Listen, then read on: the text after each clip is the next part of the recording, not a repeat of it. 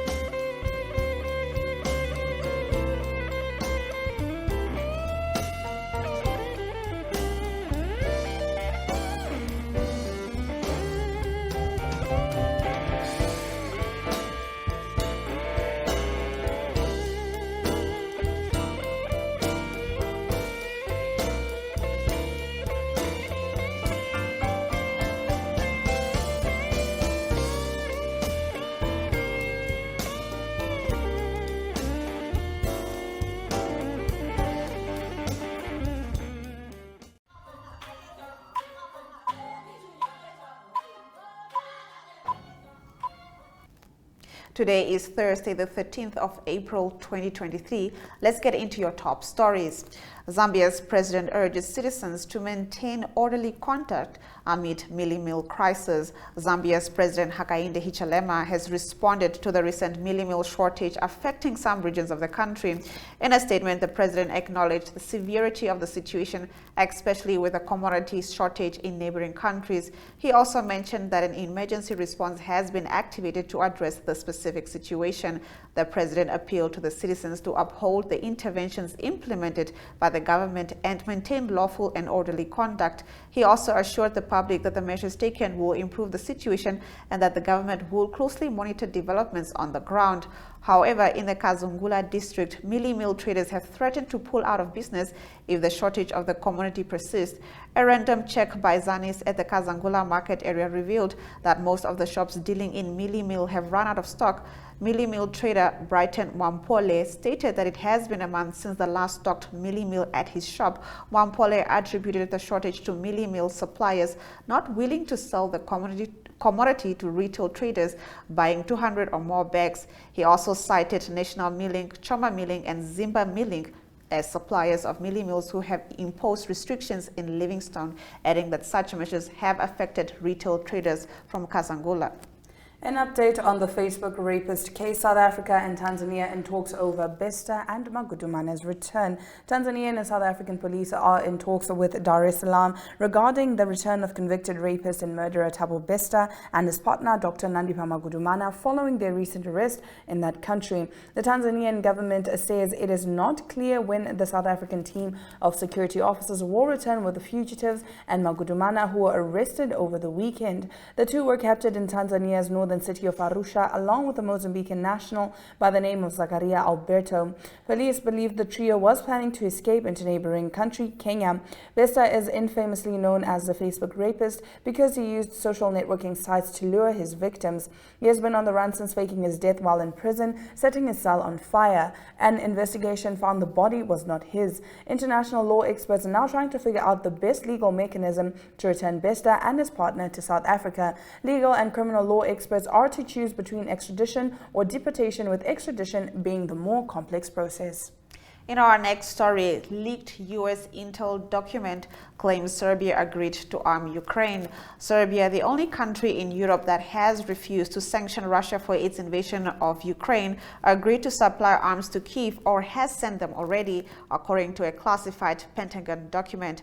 The document, a summary of European governments' responses to Ukraine's request for military training and lethal aid or weapons, was among dozens of classified documents posted online in recent weeks in what could be the most serious leak of U.S. secrets in years. Serbia's defense minister Milos Vučević dismissed the intel as untrue in a statement on Wednesday. Serbia did not, nor will it be selling weapons to the Ukrainian nor the Russian side, nor to countries surrounding that conflict, Vučević said. Entitled Europe/Response to Ongoing Russia-Ukraine Conflict, the Pentagon document in chart form lists the assessed positions of 38 European governments in response to Ukraine's request for military assistance. The chart showed that Serbia declined to provide training to Ukrainian forces, but had committed to sending lethal aid or had supplied it already. It also said Serbia had the political will and military ability to provide weapons to Ukraine in the future. The document is marked secret and no phone, prohibiting its distribution to foreign intelligence services and militaries. It is dated March 2nd and embossed with the seal of the Office of the Joint Chiefs of Staff. Reuters could not independently verify the document's authenticity. Moving over, Malawi government introduces bill to repeal Mines Act. Malawi government published in the Gazette of a Mines and Minerals Bill 2023, which among others seeks to repeal the Mines and Minerals Act of 2019 and replace it with a new act that incorporates provisions for the establishment of an independent regulatory authority of the mining and mineral resources. According to the spokesperson for the Ministry of Mining, Andrew Banda, this means the government wants to effect changes to the Mines and Minerals Act while maintaining almost all the provisions and contents from the Act that would be repealed. This is allegedly a shortcut for effecting the changes because the government allegedly avoided amending, which could result in too many amendments. But the chairperson of the Parliamentary Committee on Natural Resources and Climate Change, Werani Chilenga, says the committee is not convinced by the reasons the government is advancing to change the Act. The Mines and Minerals Bill 2023 was circulated to members of Parliament on Thursday, the 6th of April 2023, and appeared on the notices for upcoming businesses on Parliament's order paper of Tuesday, 11th April 2023. Mukonda Banda said the bill is not an amendment bill, but a repeal and replacement bill because in law, this is how it is drafted. He cited the repealed 1981 Mines and Minerals Act, which he said was also called the Mines and Minerals Bill before it was enacted in 2019. The chairperson of Mozambique's National Elections Commission, Bishop Carlos Matsinhe, on Monday launched the electoral civic education campaign ahead of the 11th October municipal elections with a call for all eligible citizens to register as voters. Speaking in the municipality of Marakwene, about 30 kilometers north of Maputo, he stressed that registration is an indispensable precondition for exercising the right to vote. Voter registration will take place from the 20th of April to the 3rd of June. Each voter will be issued a voter card that must be shown at the polling stations. All previous voter cards, including those issued during the pilot registration held in 9 districts earlier this year, are not valid for voting purposes. The Mozambican electoral system is unwieldy because it requires a complete registration of the electorate every 5 years. Someone who registered to vote for the first time in 1994 will by now have received 6 voter cards, all of which are now entirely useless. Only the card issued this year can be used. Matsinhe considered the civic education campaign as the start of a stage of extreme importance for the elections, in which the civic education agents will go door to door and will visit markets, school, bus stops, and other places where people gather, carrying informative and educational messages about the importance of citizens participating in the elections. And now bringing us to the end of our top stories, Guterres urges junta to speed up civilian return. UN Secretary General Antonio Guterres has urged Mali's junta to accelerate the pace of returning power to elected civilians by early 2024, as it has pledged to do in a report to the Security Council.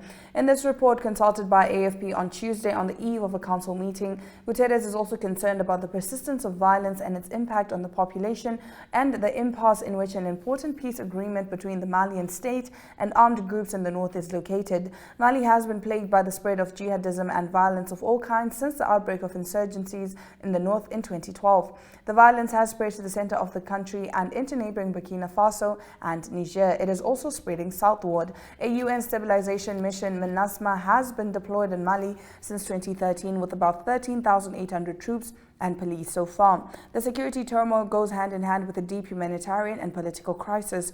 Mali has been the scene of two pushes since 2020 and is ruled by a junta. The junta has placed under international pressure to step down by March 2024. In his quarterly report, Guterres notes progress on this path, such as the drafting of a constitution and the creation of an election management authority, but he added that there has been a delay in the implementation of some key activities. With less than a year to go before the end of the transition, it is incumbent on the Malian authorities to do everything in their power to accelerate this process so that constitutional order is restored within the agreed timeframe, he said.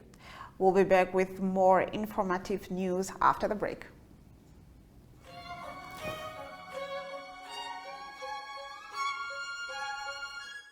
Jou om saam te reis na nuwe bestemmings en meer oor ons mense, hul lewens, talente, sienswyse en Namibië se trotste wêreldwye voetspoor te leer. Volg Namibië sonder grense op Netwerk TV, NTV, oneup2.com en Republikeinse Facebookblad. Namibië sonder grense handel oor uitreik, gesels, reis en wenke en soms toer ons na besienswaardighede in die land waar ons kuier. Kontak grense@synergy.com.na en vertel ons van Namibiërs wat jy oor see ken of om jou reisprodukte te adverteer. Namibië sonder grense, ons land oral in die wêreld.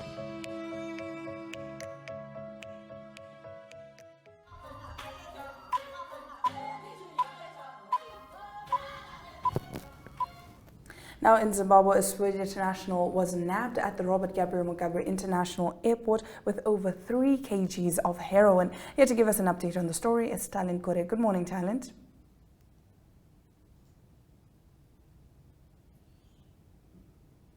Talent, can you hear us? Well, it seems we are having some technical difficulties and issues connected with Talent, but let's take a look at this video now as we enter into the 4th year of the pandemic. What do we know about Omicron so far? Are there settings where you're more at risk? What does it mean to live with COVID-19? Dr. Maria van Kerkhoff explains in Science in 5. Let's take a look.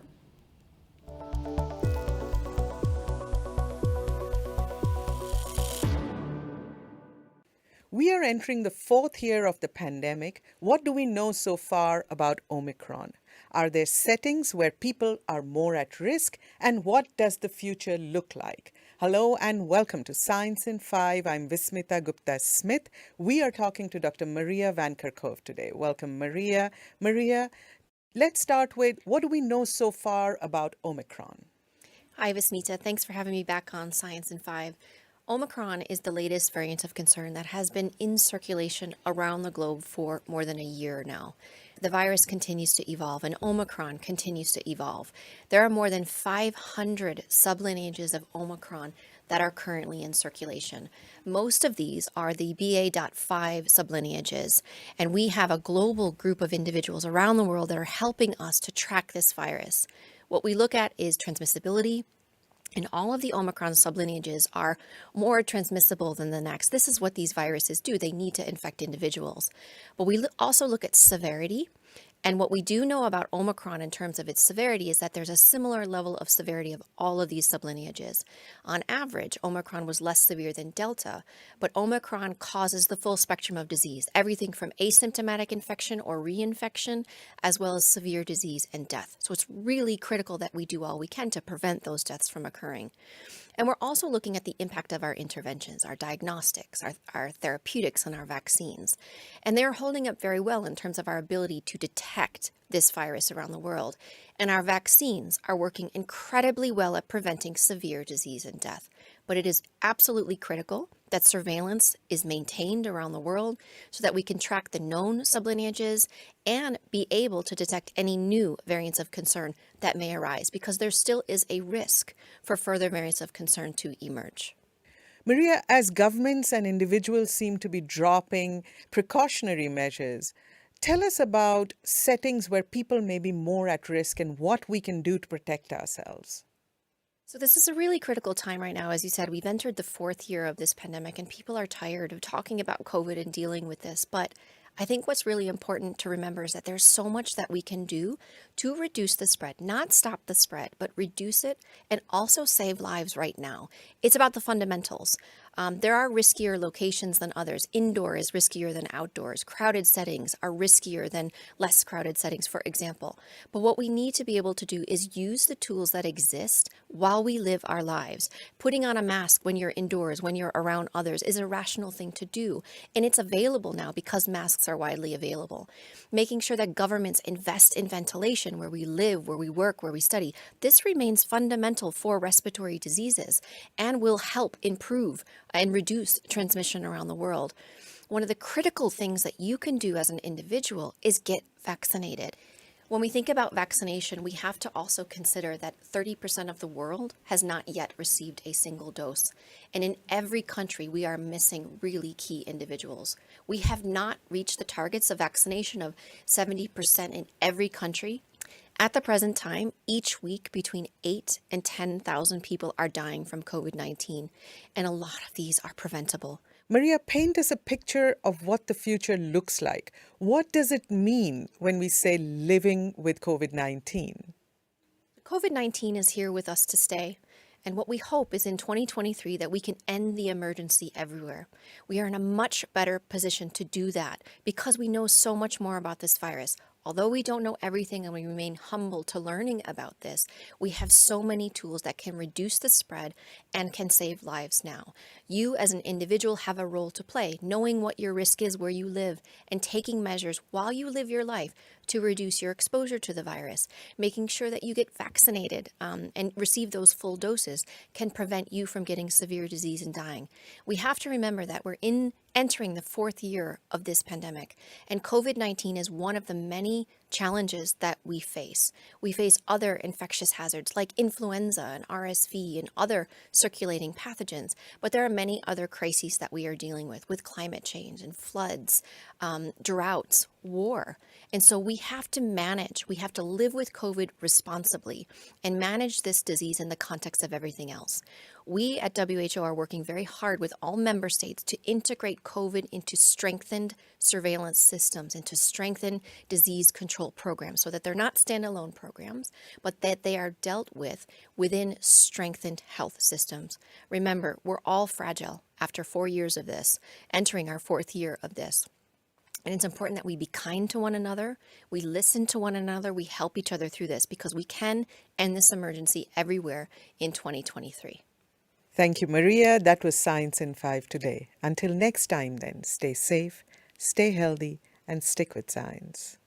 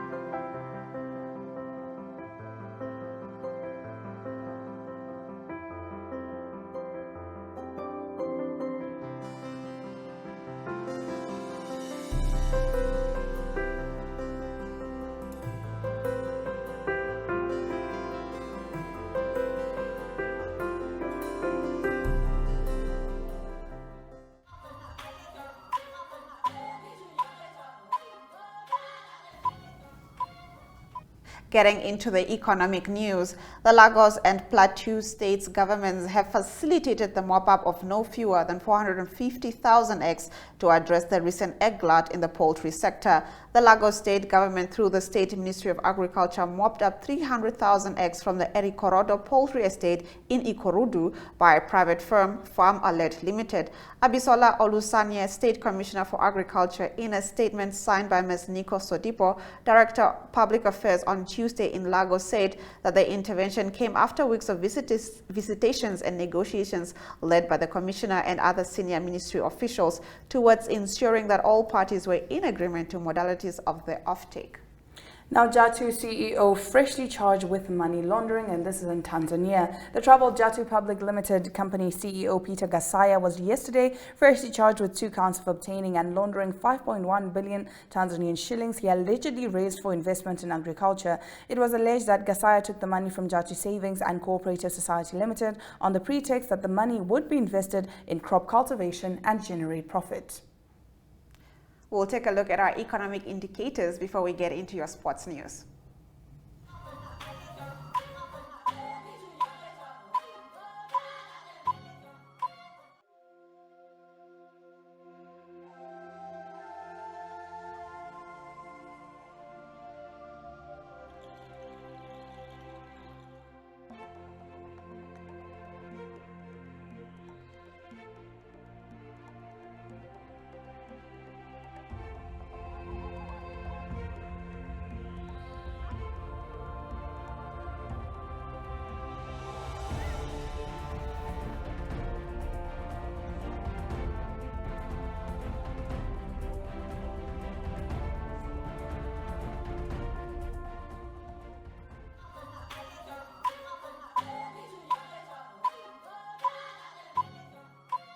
Good day everyone, time for international sports news, and starting off with soccer news first. It's the UEFA Champions League that was first round of the quarterfinals, and a big result for Manchester City. They played at home, they beat Bayern Munich by 3-0, so a big result for Manchester City.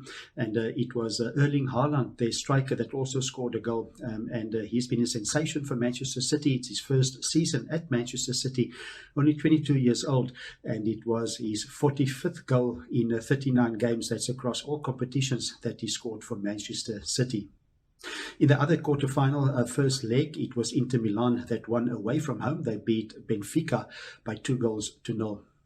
The return leg of both these games will be played on the 19th of April. Continuing with tennis news, it's the Rolex Monte Carlo tennis tournament on the ATP Men's Tour that continue. It's a thousands tournament, so it was the number 1 seed Novak Djokovic. He's through to the round of 16. In the round of 32, he beat Ivan Gavlov of Russia by 7-6 and 6-2. Also, number 2 seed Stefanos Tsitsipas, he's through to the next round. It was Benjamin Bonzi that had to retire hurt. The score was 4-1 in the first set when Bonzi had to retire, so Tsitsipas through to the round of 16 as well.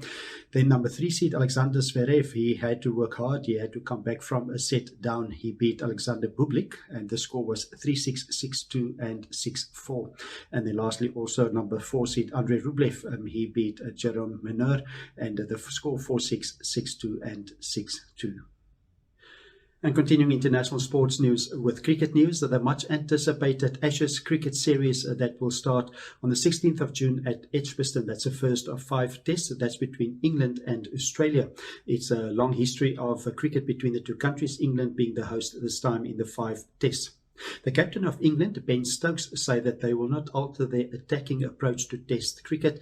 They won 10 of the last 12 Test matches that they played with Stokes as captain and also Brendan McCullum as their coach. Brendan McCullum, a former New Zealand international cricket player, he brought that very attacking play when he started as coach just a few months ago.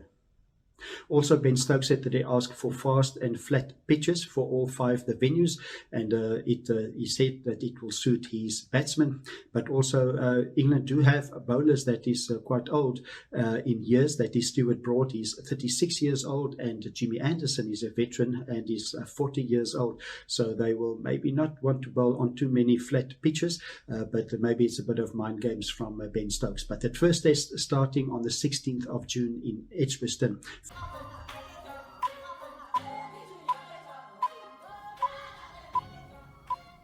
Now let's take a look at the highlights from today's broadcast.